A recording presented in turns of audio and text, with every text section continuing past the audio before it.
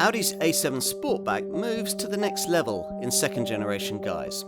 Buyers in the full executive segment get Gran Turismo body styling as before for a more individual demeanour, but the smarter package on offer has been thoroughly rejuvenated with mild hybrid engine technology, class-leading possibilities for driving autonomy, sophisticated media connectivity and cutting-edge cabin design.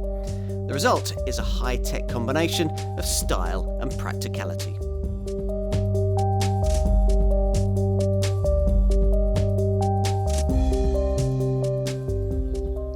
Buying a full-sized executive car is no longer as straightforward as it used to be.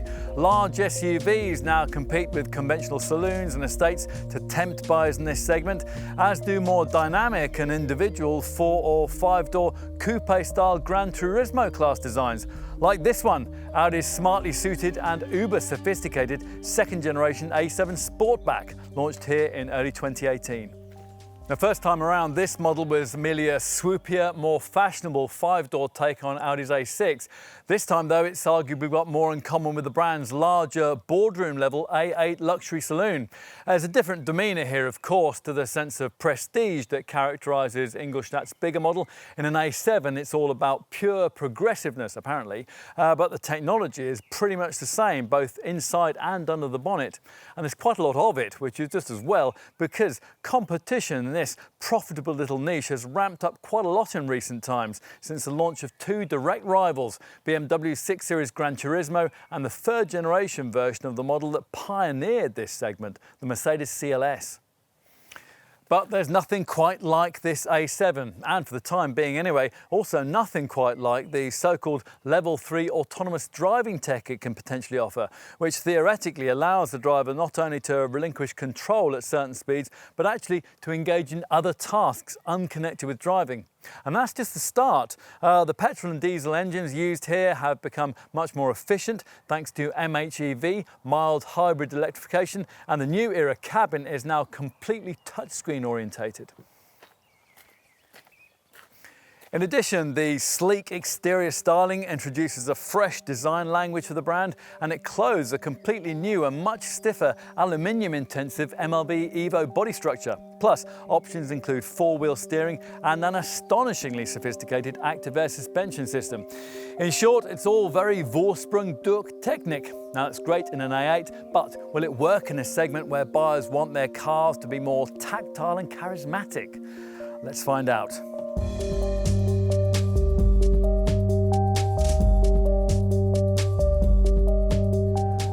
Set off, and initially the sport element of this Sportback model's driving demeanour can seem a little remote if you're driving quite lazily. Up your game though, and this A7 responds. The new stiffer MLB Evo platform that's done so much for this model's Porsche Panamera GT cousin also makes a big difference here, combining with the supple multi-link suspension system to deliver a composed ride and cornering ability more agile than you might expect such a large car to be able to deliver. There's even more important news beneath the bonnet, well, at least in the middle of the lineup anyway. If you're looking at options lower down the range, then you can talk to your dealer about a 4-cylinder 2-litre TDI derivative and a lower-powered TDI V6 variant. At the top of the lineup, the brand has developed super quick S7 and RS7 sporting derivatives. Our focus here, though, is going to be on the two mainstream engines that this second generation model was launched with. Now, both are 3 litres in size, designated either 55 in TFSI petrol form or 50 in TDI diesel guise. Those unfamiliar figures coming courtesy of Audi's complicated new naming convention that sees the two initial numerals representing different power output bands. Now, both power plants are evolutions of existing units, but they come enhanced by the addition of the clever 48-volt electrical system that was first introduced in the brand's SQ7 SUV. This improves torque, power and throttle response, but it's chiefly there to boost efficiency at cruising speeds where the car can coast with the engine switched off, and in traffic where the MHEV setup gives extended stop-start intervals. Now, thanks to the current legislative disapproval of diesel power, the A7 Sportback 55 TFSI petrol variant is likely to enjoy a slightly higher take-up than it might have done in times past. It offers 340 PS, and that's good enough to get you to 62 in 5.3 seconds, en route to a maximum that, as usual on big Audis, has to somewhat pointlessly be limited to 155 miles an hour. Most buyers, though, are still going to want to opt for the 3-litre diesel model, the 50 TDI derivative, and that's what we're trying here. And they're reassured that the lower 286 PS power output will be more than compensated for by a larger helping of torque. There's 620 Newton meters of it. Sure enough, that's sufficient to hurl you to 62 mph in just 5.7 seconds, which you might think was quite something from a 5-metre long 5-door executive GT able to return nearly 50 miles per gallon in regular use. That's until you find that obvious rivals like the Mercedes CLS and the BMW 6 Series Gran Turismo can manage that too. Both those competitors copy Audi by offering buyers 4-wheel drive, but Ingolstadt contends that its improved Quattro system is more sophisticated than the rival 4MATIC and X-Drive setups. The Quattro package that features on every A7 pushes 60% of power to the rear and 40% to the front during normal driving, but if grip's lost at either end, then the majority of power instantly goes to the other axle. Now, another piece of technology that is copied elsewhere in this segment, by BMW incidentally, is this Audi's party piece embellishment to Quattro 4-wheel drive, and that's the optional dynamic all-wheel steering package. As usual with such technology, the idea is to improve high-speed cornering stability by making the rear wheels slightly turn in the same direction as those at the front, and also to improve low-speed manoeuvrability by, in that situation, getting them to turn in the opposite direction to those at the front. It's the parking speed enhancement that you'll probably notice first. It reduces the turning circle significantly, and that makes parking much easier. As ever with Audi models, there's a standard Drive Select driving mode system that works through the usual comfort, efficiency, dynamic and auto settings, and those alter a range of driving parameters, including throttle response and steering feel. Now, that setup also tweaks the gear shift times of the standard auto transmission. Now, there's a 7-speed S-Tronic box in the 55 TFSI petrol model and a tougher 8-speed Tiptronic unit to deal with the greater torque of the 50 TDI model's diesel power plant. The Drive Select system can also alter suspension settings if, as we suggest, you upgrade from the passive springing that comes fitted as standard. Now, we think that you're really going to want to do this if you're going to upgrade from the base Sportback that we're trying here to smarter S-Line trim. That's because the pricier S-Line package comes fitted with a stiffer passive suspension setup, lowered by 10mm. That's a combination likely to leave this car with ride quality that many executive buyers will think is rather over firm. A better option, we think, is to stick with entry-level sport trim and spend some of the extra cash instead on one of the two optional adjustable suspension packages. Now, there are two: suspension with damping control, which electronically alters the shock absorber settings based on your choice of Drive Select mode. Ideally, though, it'd be better to stretch to the more sophisticated adaptive air suspension setup that's borrowed from the A8, and that really suits this car perfectly. Now, this also works through Drive Select, but it more continuously adjusts the damping at all 4 wheels, and it provides self-leveling suspension with automatically regulating ride height. An air-suspended A7 flows comfortably over potholes and speed humps, but it's also able to keep chassis movement in check through turns at higher speeds without channel ferry levels of body roll. There's a lift mode for rough roads or ramps, and at over 74 miles an hour, the suspension automatically lowers itself to improve the aerodynamics. So let's say that you've got the spec of this A7 right. Just how much of a GT really is it? Well, earlier we remarked on the way that this car's agility is quite impressive given its size, and that's a reference to the way that this second generation model feels a more responsive partner than its rather dreary predecessor. That's especially if you happen to have the 4-wheel steering system fitted. You sense quite quickly that it's easier to push along through the bends than was the case with the previous car, but that isn't to suggest that this Sportback is, in conventional terms, rewarding to drive. We're just saying that, well, that a big improvement's been made, and that by class standards, should the need occur for you to push things along, then this Audi will do a better job than you might expect in trying to respond. The limiting factor here is steering feedback. Unfortunately, there's not a great deal of it, although the helm is certainly now more precise, and that's aided by a progressive setup that allows it to operate more and more directly as the turning angle increases. Standard wheel selective torque control further helps through the bends. Now this minimally brakes the two wheels on the inside of the corner before they can begin to spin. And there's the option of a sport differential, which at speed through tight turns can constantly vary the amount of torque that's distributed to each of the rear wheels. Now, someone likely to specify that is not the kind of buyer being targeted by autonomous driving options, which have been introduced with the A7 this time around. So let's take a look at those now. Like its fourth generation A8 stablemate, this Mark II model A7 Sportback has had the potential for so-called level 3 driving autonomy designed in, and that works via an optional traffic jam pilot setup. And this will allow the car to drive itself in an unsupervised fashion at speeds of up to 37 miles an hour, so long as you're on a highway with a physical barrier separating both directions of traffic. That's quite a step forward. Plus, Audi's also provided parking pilot and garage pilot systems that allow you to stand on the curb and remotely park your A7 using a smartphone app, and that'll enable it to perform far more complex maneuvers than anything that competitor systems can manage. All of that's impressive, and on the move in this Sportback, it all serves to further emphasise the feeling that you're really only scratching the surface of what this car's been designed to do. Now, that is very obviously the case in terms of the autonomous driving tech, but it also applies in other areas too. The drive dynamics in particular can, as we've said, be sometimes quite surprising, although throughout, the sheer weight and width of this Audi will never be very far from your mind. The exemplary refinement, though, that's much easier to appreciate, or at least it is at speed. Now, Audi says that this A7 is one of the quietest cars it's ever built, but it doesn't feel that way when you're standing next to an idling TDI variant. Out on the highway, though, the cabin easily reaches the whisper quiet standards required in this class, and that's just one of the many things which now allow you to pitch this car credibly against its toughest rivals.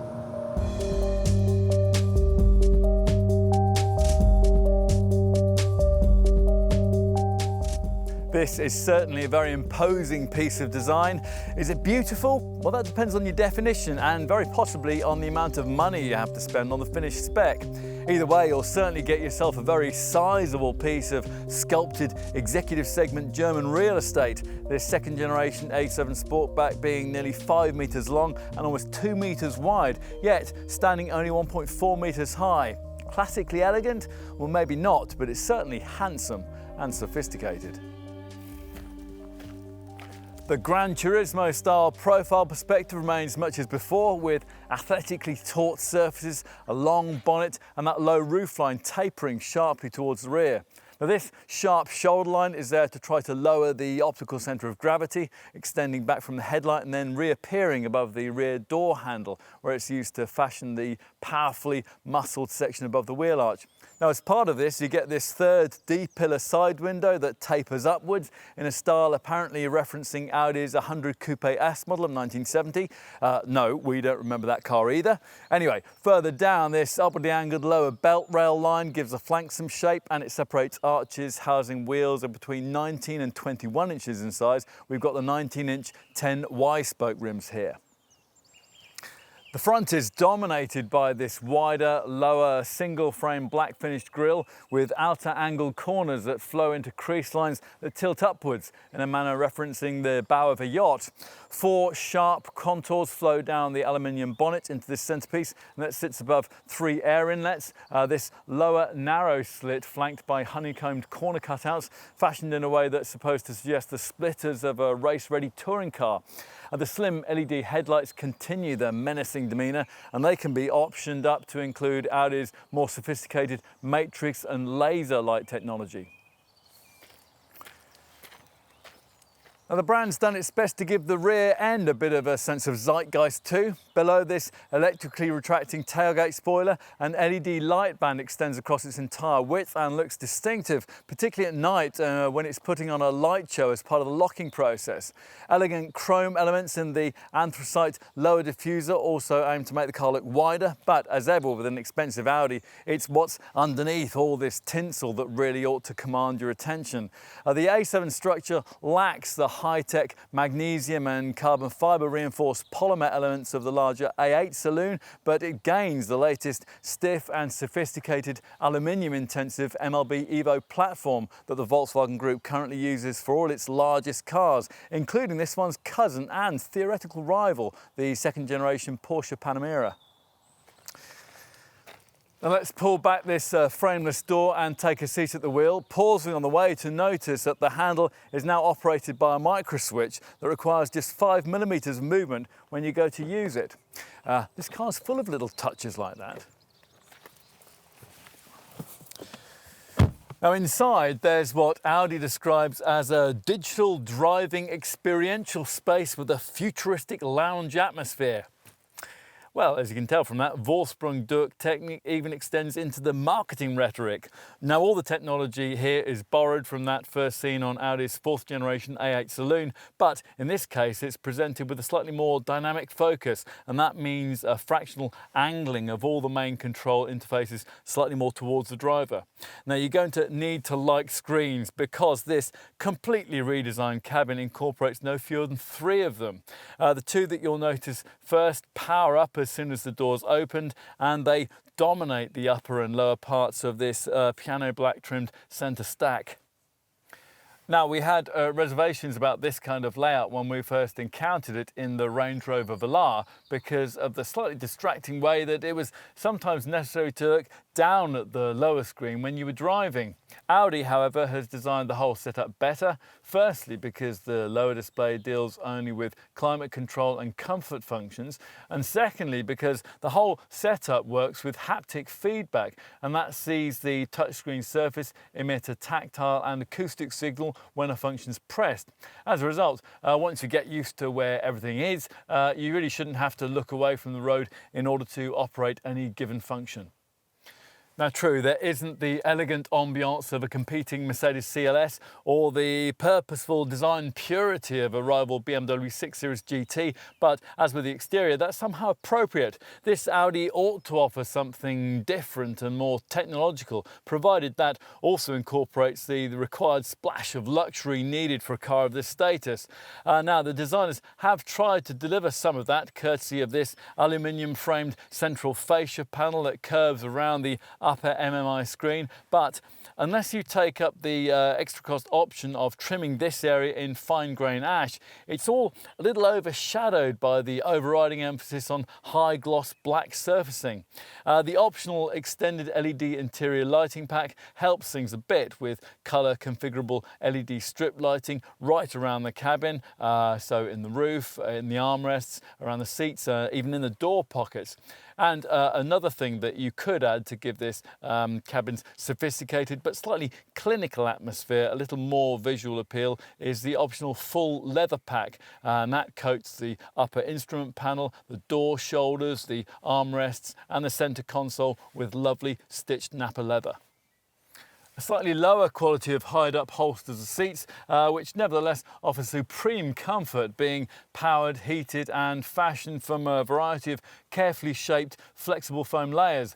Not quite so enamoured of the design of this 3-spoke wheel that they position you perfectly in front of, but there's very little to fault about the instrument binnacle that you view through it, which as standard features an improved version of the configurable Audi virtual cockpit screen that we're now used to seeing in the brand's smaller models. This 12.3-inch TFT digital monitor works as usual with 2 selectable layouts. There's a classical view that prioritises a couple of prominent dials and an infotainment mode which shrinks that pair of gauges to allow more central space for various data readouts or a full-width navigation map. All of this works, of course, in concert with the two centre stack screens that we mentioned at the beginning. The gently curved upper 10.1-inch display blending almost invisibly into the surrounding high-gloss black trim and operable by touch, voice or steering wheel controls. It deals with the most important radio, media and telephone functions, plus the far more sophisticated intelligent 3D navigation system that's been developed for this second generation model. As you'd expect, there's the usual Audi smartphone interface that's compatible with the Apple CarPlay and Android Auto systems. And of course, you get a full suite of Audi Connect media connectivity features. Now, amongst other things, that delivers online media streaming, a Google Points of Interest search function, a comprehensive Audi online traffic information system, plus news and weather feeds via a Wi-Fi hotspot. And that supports the new superfast LTE advanced mobile data network. As we said, the lower monitor, which is 8.6 inches in size, is reserved for more comfort-orientated features, although its screen can also be used to trace letters that the MMI search system can then use to give you selection options.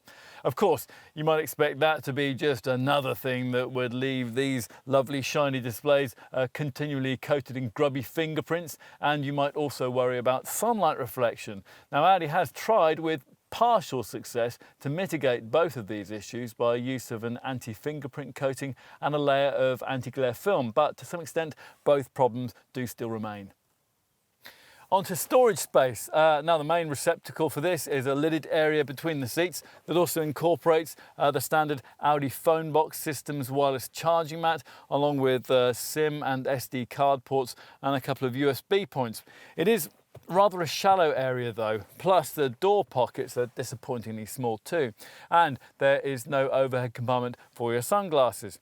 Still, there is a lidded compartment here next to the gear stick, and that gives you twin cup holders and a 12-volt socket. There's also a pull-out compartment down here by the driver's knee, and there's a decently sized glove box which is refreshingly unencumbered by media equipment. Right, let's take a seat in the rear where there's another wide opening frameless door. Now, though this second generation design is slightly shorter and narrower than its predecessor, Audi promises us more space here. So let's see.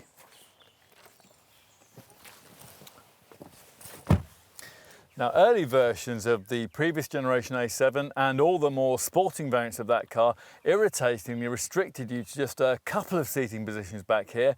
Now, that may fit with the whole Gran Turismo concept, but it's just annoying on those occasions when you have an extra child to pick up from school on your way home from work, or an extra adult to take back from the pub. Now, this Mark II Senior Sportback model offered up 3 seat belts right from the start of production, but you're not going to want to use the centre berth unless you absolutely have to, because it's so heavily impeded by this over-prominent centre transmission tunnel. Still, provided you focus on the 2 main sculpted seats, you'll find that the 12mm increase in wheelbase length this time around is enough to make things feel quite a bit more spacious back here. Audi says there's 21mm more legroom and 5mm of extra headroom. It's still not as spacious as the rear bench you'll find in a rival BMW 6 Series GT, but it's about on a par with the strongest selling Mercedes CLS. A fold-down centre armrest includes a useful compartment, but you don't get these twin cup holders or the central 12-volt socket above the transmission tunnel unless you pay extra for the optional storage pack. This rear seat digital display is optional too. That's part of the 4-zone air conditioning system. These seat back nets are standard though.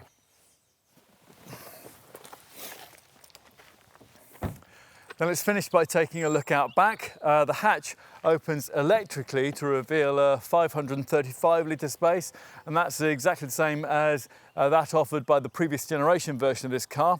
It's a rather shallow space. The trunk of this model's boxier BMW rival is deeper and much bigger, but it's obviously much more versatile than the saloon boot of the competing 4-door Mercedes CLS. Space beneath the boot floor is taken up by the spare wheel, but you do get a 12-volt socket, and with the optional storage pack, you get this floor area net. Now, apparently either 2 golf bags or up to 8 carry-on suitcases will fit in here. If you have longer items like skis to accommodate, the fact that the rear bench has a 40-20-40 split means you can push the centre section forward without disturbing 2 rear-seated passengers. If you need more room, then completely flattening the rear bench frees up 1,390 litres of capacity, which is, of course, where this A7 holds a massive advantage over that rival CLS model.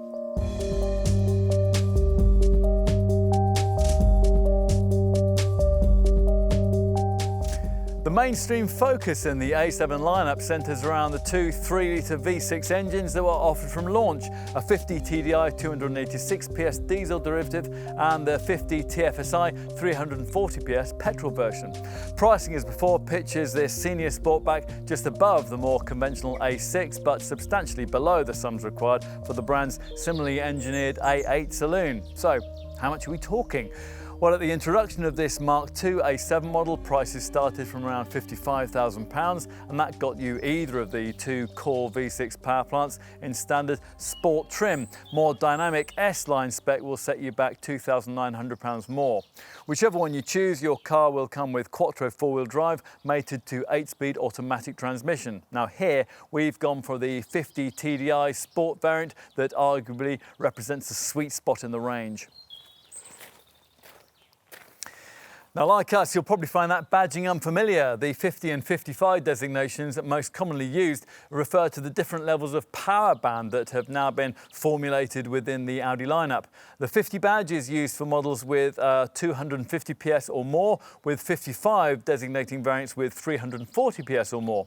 The brand also has a lower 40 designated power band, and that's for models developing between 170 and 250 PS. You can talk to your dealer about a couple of TDI diesel A7 variants, a lower powered V6 and a 2-litre 4-cylinder version that'll be wearing that badge.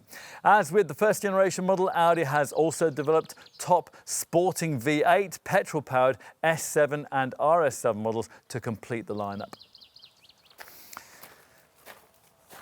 As for competitors, well, it's quite possible that potential customers for this car could be coming from all kinds of executive class, large SUVs, saloons or estates. But in terms of really direct rivals that also follow the coupe-style Gran Turismo concept, there are really only 2, the 4-door Mercedes CLS and the 5-door BMW 6 Series Gran Turismo. Now, the BMW costs much the same as this Audi if you get yourself a like-for-like comparison by kitting it out with xDrive 4-wheel drive, and it'll be much the same if your chosen benchmark is the Mercedes, which, like this A7, gets all-wheel traction as standard. To be more specific, the price of the CLS in 450 petrol form or 350D diesel guise falls midway between sport and S-line versions of this Audi. As for other less directly comparable options, well, if you don't care about badge equity and you want to save a bit, then the top V6 GTS version of Kia's Stinger delivers the GT concept for about £40,000, as arguably does the top Volkswagen Arteon. At the other extreme, if you have a little more to spend than Audi's asking here, then Porsche's Panamera provides a really luxurious take on Gran Turismo style motoring from just over £66,000. Other slightly more conventional sporting executive saloons that potential buyers might be looking at for A7 Sportback money include Maserati's Ghibli and top 3-litre versions of the Jaguar XF. If, having considered all this, you conclude it is an A7 you really want, then equipment level shouldn't disappoint. Now, the standard sport model should deliver most of what you really want. There's 19-inch alloy wheels, LED headlamps that automatically dip themselves at night, an acoustically glazed windscreen, the Parking System Plus all-round parking sensor system, LED tail lamps, power folding mirrors, an alarm and a power-operated tailgate with a retractable rear spoiler. There's also a progressive steering setup. Now, that constantly alters the gearing of the steering depending on your inputs. And steering is one of the things that you can influence via the settings of the usual Audi Drive Select system that, as well as allowing you to tweak feel at the helm, will also enable you to vary the throttle response and the gear shift timings to suit the way that you want to drive. Inside, there's the brand's twin-style leather upholstery, and that's with heated front seats. They feature electric adjustment and four-way powered lumbar support. Up front, the instrument binnacle features the customisable 12.3-inch Audi virtual cockpit screen, plus there's a rear-view camera, there's cruise control, there's an auto-dimming rear-view mirror and auto headlamps and wipers. You'd expect the infotainment technology to be cutting edge in a car of this one's pretensions, and it is. You get Audi's top MMI Navigation Plus with MMI Touch package, but it looks very different to the way that it does on more compact Audi models. This A7 Sportback borrows the layout that we first saw in the 4th generation A8 with its two centre stack screens. There's a 10.1-inch one up top and an 8.6-inch monitor just below it. Now, via the MMI setup, the display up top shows you an intelligent 3D navigation system, and that's able to take into account traffic congestion and previously driven routes. It can brief you on filling stations and parking places on your route, and it includes 3D graphic models of many European cities. The MMI package also includes voice recognition, a DVD player, a 10-speaker 180-watt DAB sound system, and the usual smartphone interface that hooks you up with the Apple CarPlay and Android Auto phone mirroring systems. The Audi Music interface offers simple pairing with your mobile devices using two USB ports with charge and data functions. Plus, the Audi Phone Box package can boost your handset signal, and it includes a wireless charging mat to power it up. An included part of the MMI system is a 3-year subscription to the Audi Connect media connectivity package, and that works via an embedded SIM card that's permanently installed in the car and which operates on a data flat rate, so you won't be stung with high roaming charges if you do a bit of intercontinental motoring. Now, this setup comes with an LTE data transmission module, and that establishes high-speed 4G Internet 3 access and creates in your A8 a Wi-Fi hotspot supporting the new superfast LTE Advanced Mobile Data Network. This also allows you to navigate with images from Google Earth, access a Google Points of Interest search function with voice control, and use a web radio setup with stations from all around the world. Through the Connect system, you can access special in-car versions of your Facebook and your Twitter pages, and it's also possible to read, write, and to send text messages and emails. The included online media streaming package gives access to millions of music tracks, and there's also a clever Audi online traffic information system, and that uses live traffic information to reroute you around jams. Also built into Audi Connect is the Car2X services system that the brand's developed in partnership with Daimler and BMW. Now, that allows this Audi to often, almost magically, respond to future weather or traffic conditions, or to somehow know what's around the next corner. Now, it's not magic, of course. The setup is instead driven by a mobile phone-supported so-called vehicle swarm exchange of information system, and that will see your A7 sending data on driving conditions back to a central hub, which then shares it with other drivers.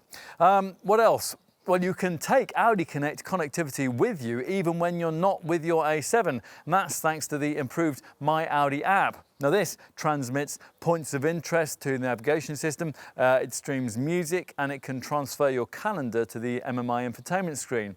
Now, the app also allows you to seamlessly plan a route across multiple devices. So, if you're going to a restaurant in an unfamiliar city, for example, and you have to park a few streets away from the venue, then navigation will continue with you on your smartphone as you complete the journey on foot. Now, finally, as usual with vehicle apps of this sort, you can use it to get vehicle status reports and to lock or unlock the doors from wherever you are. I mean, really, it's motoring in the 21st century. So, is it worth finding the extra cash for more dynamic S-Line spec? Well, we're not sure we would. The S-Line styling pack you get as part of that trim level, with its side skirts, its bespoke front and rear bumpers, and its special rear diffuser, that would be nice to have. So would the leather and Alcantara trimmed front sport seats, the stainless steel pedals, the branded stitched steering wheel, the headlamp washers, and the HD Matrix LED headlights that can react to road conditions and other motorists. We would be a little put off, though, by the fact that S-Line A7 models have to have larger 20-inch wheels and lowered passive sport suspension. Those are both things that firm up the ride quite markedly, and that's to an extent that you may not like. Try before you buy is our advice.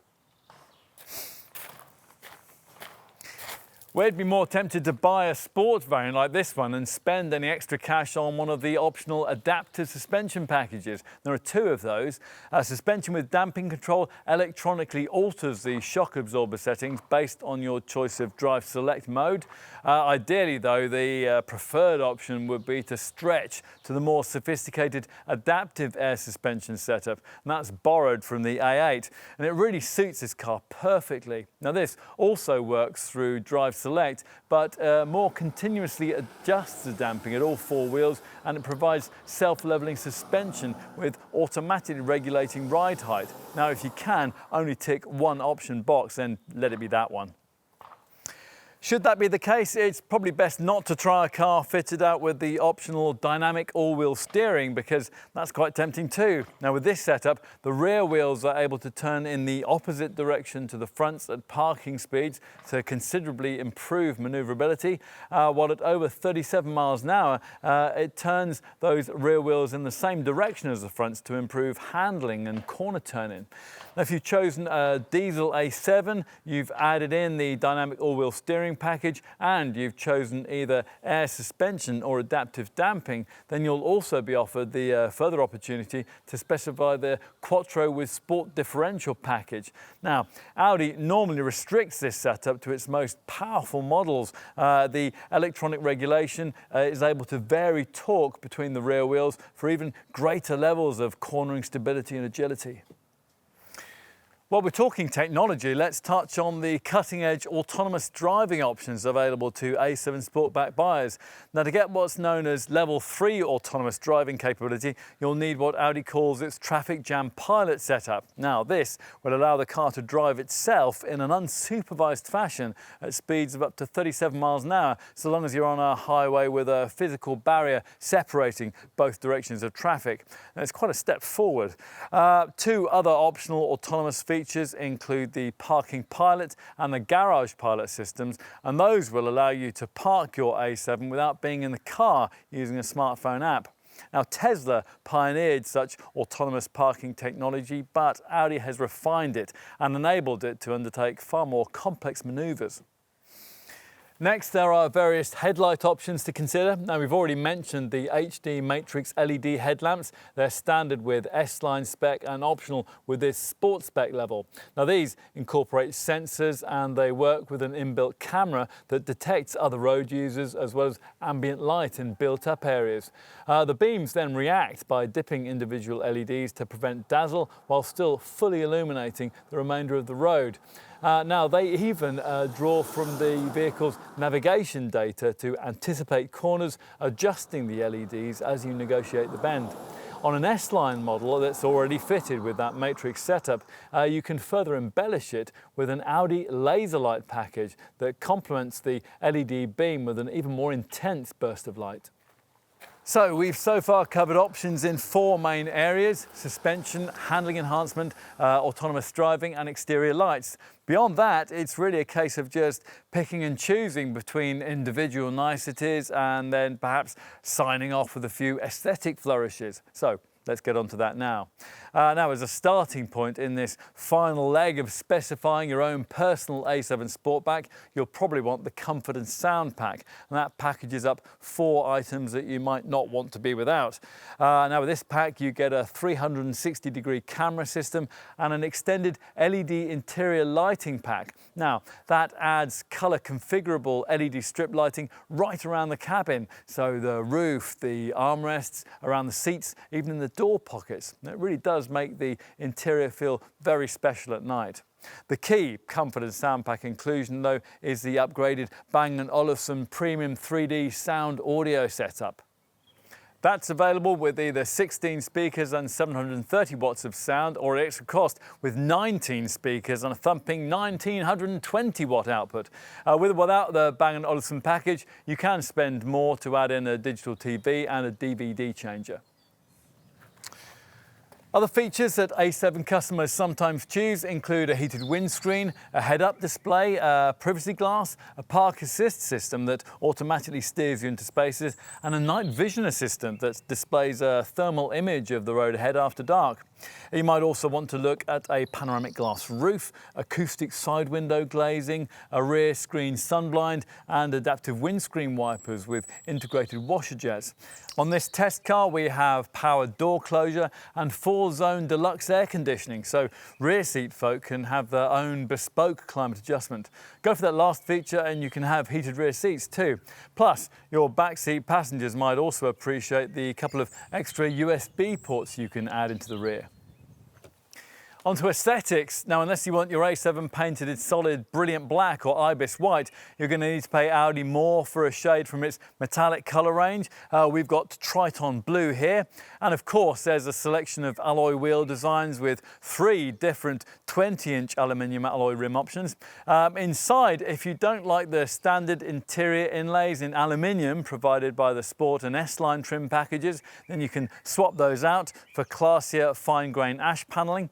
Now onto seating. You can upgrade all the upholstery to higher quality Milano leather, or just concentrate on the front chairs, in which case there are various extra cost sport seat options featuring either super soft Valcona leather or a leather Alcantara trim combination. The full leather pack that we have here would be nice to have, adding as it does fine Napa leather to the upper instrument panel, to the door shoulders, the door armrests and the centre console. And if you can't quite stretch to that, then a cheaper extended leatherette pack will cover those areas in man-made hide instead. We'd also be tempted by the sportier flat bottom steering wheel. Now, a word too about practicalities. We'd want the larger 73-litre fuel tank and the storage pack too. Now that will give you a luggage compartment net, 2 rear 12-volt sockets and a couple of cup holders in the rear central armrest. And the Audi Connect stolen vehicle location system, that's something that we'd certainly like to have. It'll certainly give you peace of mind too. That system triggers in the event of a theft, following which its location can be tracked and then the vehicle can be remotely disabled. Now, you'll even be able to remotely sound the horn and activate the indicators to draw attention to your stolen car if you really want to give that taker a very bad day indeed. Enough with optional features, let's move on to look at safety. Now, before we get into all the electronic stuff, we ought to make the point that this car is fundamentally very safe thanks to its torsionally more rigid body shell and its structural front end. In a head-on collision, 3 stress planes in the nose section absorb the forces. Plus there are Isofix child seat mountings, there's a tyre pressure warning light and all the usual front, side and curtain airbags too, with rear side bags available as an option. Should the worst happen and you have a crash that activates those airbags, then a standard Audi Connect safety and service feature will automatically alert the emergency services with your exact GPS location. But of course, the primary purpose of modern safety technology is to avoid an accident in the first place, which is a task of a whole armoury of electronic camera-driven features. Now, over 40 of these have been developed for this generation A7 Sportback, and many of those are standard. As you'd expect in this day and age, there is an autonomous braking system included in that roster. Now, Ingolstadt calls its setup Audi Presense Front, and rather like other similar packages, this one scans the road ahead looking for potential accident hazards as you drive, and it will automatically brake the car to try to avoid those if you don't respond to the warnings. There is also a lane departure warning setup. Now that issues a warning if you drift out of your lane on the highway, and it will also apply subtle steering assistance to ease you back to where you should be. It's always possible to go further though, and should you want extra peace of mind, your Audi Centre salesperson will doubtless point you towards the 2 extra cost safety packs on offer. So let's start with the City Assist pack. That includes 3 main features. Side Assist works as a blind spot monitor, warning you on the move if you're about to dangerously pull out to overtake in the path of another vehicle. Cross Traffic Assist warns of dangerous cross-traffic movements at junctions, and it can, if necessary, automatically apply the brakes and prevent an accident. And Presense Rear warns you via a flashing light if you're about to be hit from behind, so you can try to take avoiding action. It can also warn you of oncoming traffic when you're reversing out of a parking space. The other key optional safety pack you can specify is one we've been trying here, the Tour Pack, and that's also based around camera-driven features, and there are 5 key ones included. Now, arguably the cleverest part of this package is adaptive cruise assist, and that uses a radar sensor, a laser scanner, a front camera and ultrasonic sensors, all networked together to permanently monitor your A7 surroundings. Now, drawing on feedback from these systems, plus local speed restrictions and navigation data, Adaptive Cruise Assist will be able to help you more proactively control acceleration, braking, lane positioning and distance to the vehicle in front, all at any speed and with functionality that's equally effective whether you're stuck in traffic or completely alone on the road. It's really clever. As for the 4 other Tour Pack features, well, there's high beam assist, and that automatically dips the LED headlamps in the face of oncoming traffic. Traffic sign recognition, and that pictures road signs and displays them on the dash. Audi Presense Basic, and that activates if a collision is inevitable, and it'll help you to withstand it by instantly tightening the seat belts, closing any open windows, and also closing the sunroof if you've got one fitted. And finally, as part of that pack, there's also an emergency assist element added to the standard lane departure warning system. Now, that is able to autonomously bring the car to a safe, controlled stop if you don't respond to repeated warnings about drifting out of lane, as might be the case if, for example, you were suddenly taken in at the wheel. It all means that in driving an A7, there are a lot of safety systems to oversee, particularly if you've ticked a few options boxes. So how do you monitor them all? Well, Audi's tried to simplify that process here by providing a driver assist button at the bottom of the centre stack, there to allow the selection of the kind of electronic security blanket that you want. Basic includes only the most important items, Maximum gives you everything, and Individual allows you to pick and choose the features that you want activated. At the lowest driver assist level, Basic, there's that standard Presense front autonomous braking system I mentioned earlier, and the lane departure warning system. That's here embellished with the emergency assist feature because we've got the optional Tour Pack fitted. The top Maximum driver assist setting adds 2 further features: distance warning, which alerts you if you're getting too close to the vehicle in front, and rest recommendation. Now that alerts you if drowsiness is detected in your driving reactions. It's all very reassuring.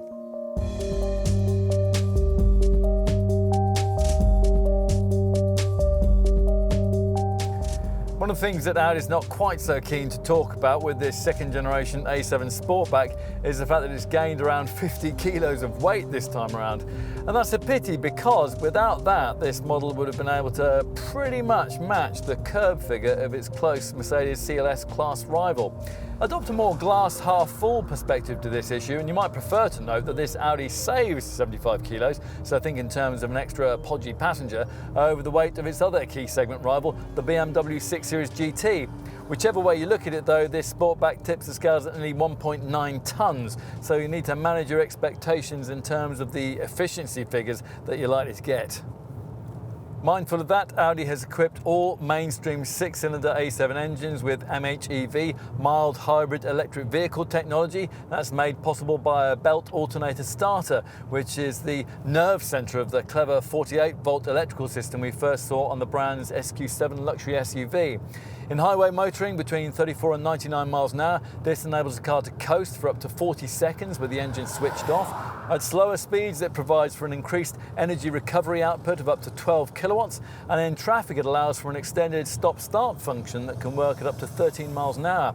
Now, Audi claims that the combined impact of all that equates to a saving of 0.7 litres of fuel every 100 kilometres or 62 miles, so it's a worthwhile improvement. Let's look at the WLTP figures, starting with the variant that many will probably choose, the 50 TDI 3-litre diesel sport model that we're trying here. This can manage up to 39.8 mpg on the combined cycle and up to 186 grams per kilometre of CO2. That's a fraction better than you'll get from rival Mercedes CLS 350D and BMW 630D GT X-Drive models, which is good, but the readings that we've just quoted are almost 10% worse than the official figures posted by the equivalent outgoing version of the previous generation model, which is disappointing given all the fuss that Ingolstadt's making about that mild hybrid technology.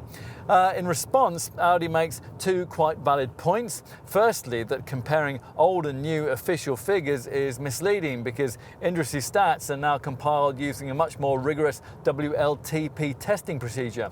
And second, that official stats don't give you a totally real-world efficiency picture.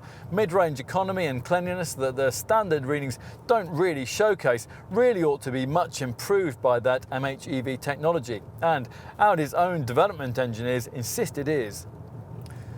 As usual, the figures will slightly vary if you upgrade from the standard 19-inch wheels to the larger 20-inch rims of an S-Line model, or the even bigger 21-inch alloys that sit on the options list. And if you want an A7 and you really care about efficiency stats, then maybe your attention should shift instead to the two 40 series TDI variants that your dealer can tell you about. There's a lower powered V6 and a 2-litre 4-cylinder model. Finally, given that we live in an era of media-fueled diesel scaremongering, we should also cover off the returns for the alternative 55 TFSI petrol derivative. Now, the readings here are, of course, some way down on those of the comparable TDI, but they still manage to look pretty good by class standards. For a Sport 55 TFSI variant on 19-inch wheels, you're talking up to 36.2 mpg on the combined cycle and 176 grams per kilometre of CO2. That's about 10% better than the figures posted by the rival Mercedes CLS 450 and the BMW 640i xDrive models. Whatever your A7 Sportback version of choice, magazine tests have pointed out that across the board, the efficiency figures that we've quoted can be difficult to achieve in day-to-day motoring, but then that's not an issue exclusive to Audi, is it? Much will depend on the driver though, hence Ingolstadt's efforts with this car to help the person at the wheel do more when it comes to frugality. As usual with the company's models, there's an efficiency setting on the Drive Select vehicle dynamic system, and that tweaks the air conditioning, the gear shift timings and the throttle response for maximum frugality. In this particular car, we have some further help in this regard, courtesy of the Efficiency Assist setup, and that comes as part of the Adaptive Cruise Assist system that you get in the optional Tour Pack. Now, Efficiency Assist really is very clever. It constantly gathers navigation data, camera images and feedback from the built-in Car2X message system that receives car swarm feedback from other similarly equipped vehicles. Using all this, the software can then contribute to a more economical driving style, for example, instructing you when to release the accelerator before entering a curve or behind a slower vehicle, for instance. Get out onto the highway, and with the adaptive cruise control system activated, Efficiency Assist will automatically make all the frugal driving adjustments for you. So if it knows you're going to be traveling for a few junctions, it'll even use the coasting function that we mentioned to disengage the engine at cruising speeds for greater efficiency.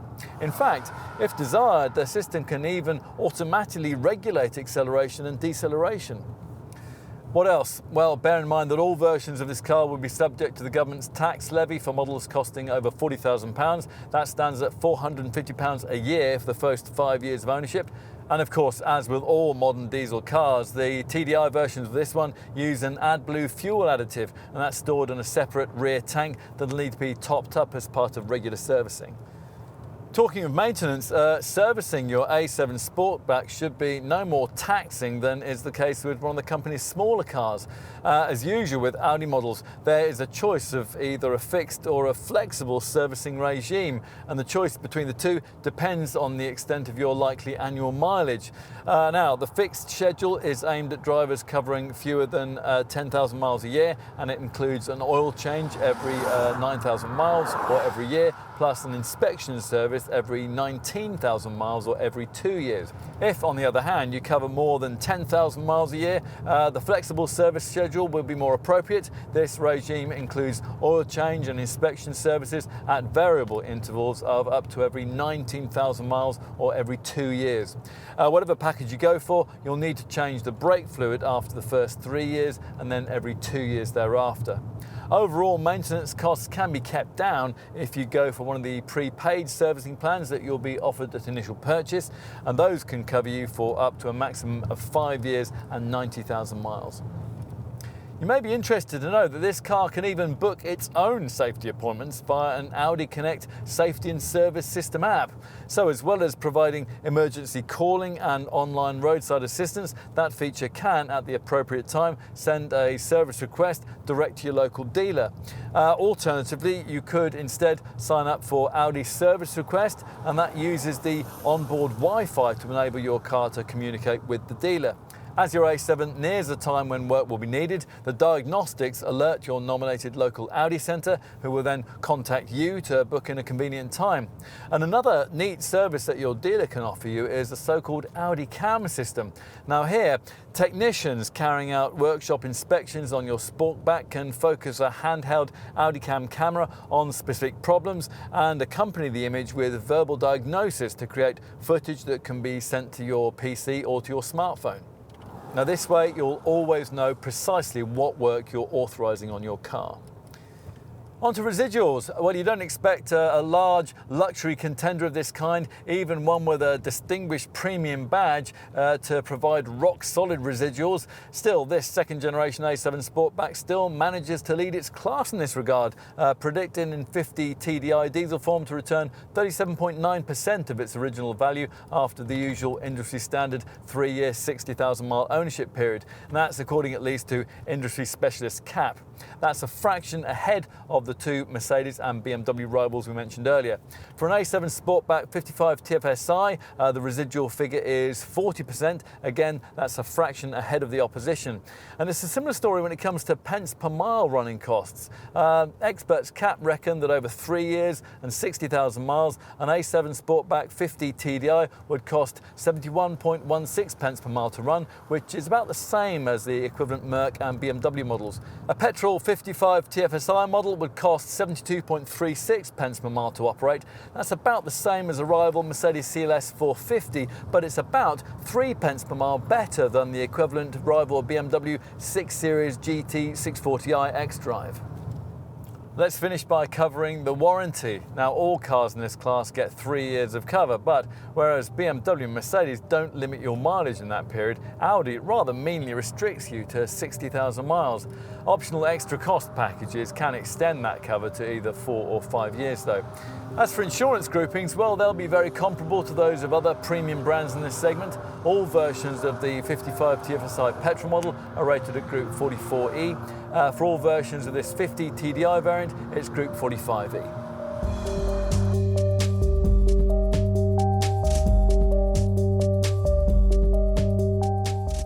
Every part of this car has been designed with a thoroughness that's deeply impressive, if sometimes rather clinical. Of course, the end result is hardly inexpensive, and you'll need to spend plenty on options to get the complete driving experience it's able to offer.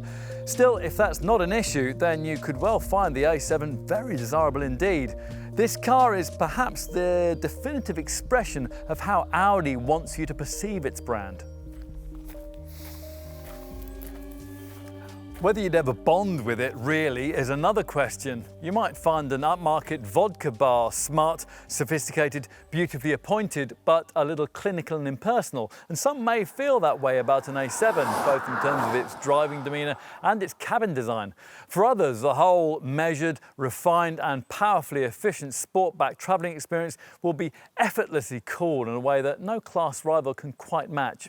It all comes down to the kind of car you expect this to be. We are certainly in no doubt that this is the kind of car Audi should be making. The brand built its reputation on technology and then fell back on stylistic design and cool marketing to sell its products. This second-generation A7 Sportback is a further sign of a welcome change of direction, a reversion back to the company's core principles, offering things you simply can't get elsewhere. If it feels more advanced than its rivals from behind the wheel, that's because it is. Now, for sure, segment competitors will quickly match this car's potential for Level 3 autonomous driving technology, but by then, Ingolstadt will no doubt have raised the bar once more. And in summary, well, it's certainly true that you've still really got to like Audis to like this car. More specifically, you've got to like A7s. For all this Mark II model's sophistication, it still feels very much an evolution of the original first generation design. As a result, there are always going to be those who'll prefer the elegance of a Mercedes CLS or the slightly more dynamic demeanour of a BMW 6 Series GT. We're guessing, though, that a small but significant number of executive segment buyers might now find this Audi to be a surprisingly complete all-round choice, were they ever minded to consider one. It's very Vorsprung durch Technik, just as it should be.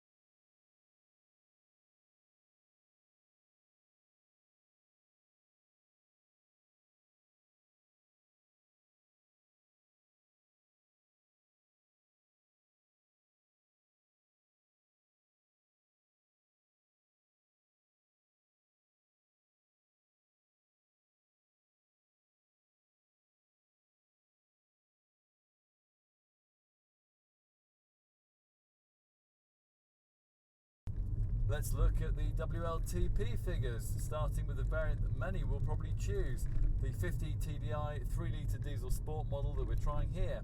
This can manage up to 39.8 mpg on the combined cycle and up to 186 grams per kilometre of CO2.